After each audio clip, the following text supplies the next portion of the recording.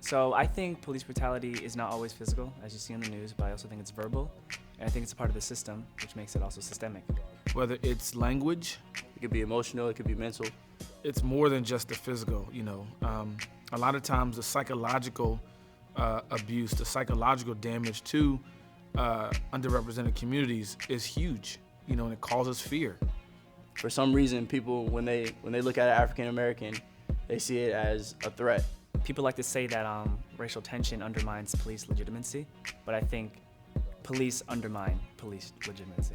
People having this mentality that, not a racist mentality, but a mentality of where one color isn't equal to another color just because of their skin tone. I remember a time where I was driving down the street and I passed the cop and the cop pulled out and you saw the lights and my heart dropped and I instantly got tense and got scared, that feeling of fear, and to realize the cop wasn't after me, he was after somebody else. It's a problem when a police comes to pull you over and you guys all have to make this script of how not to look suspicious when you're literally not doing anything. We were sleeping.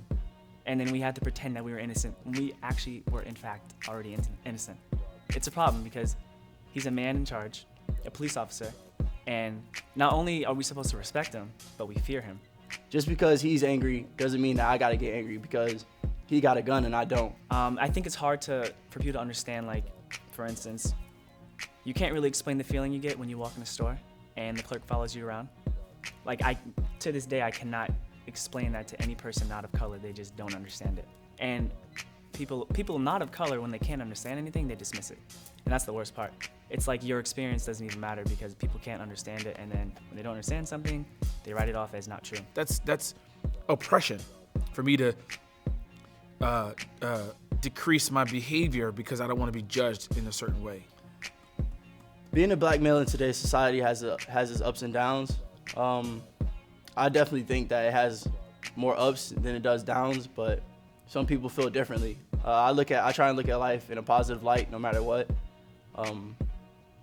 I think that being a black male, people look at you as a threat, and I see being looked at as a threat as a positive because it shows that you're dominant and that you can really, people see your potential, and it's just up to me to shine and to show that potential.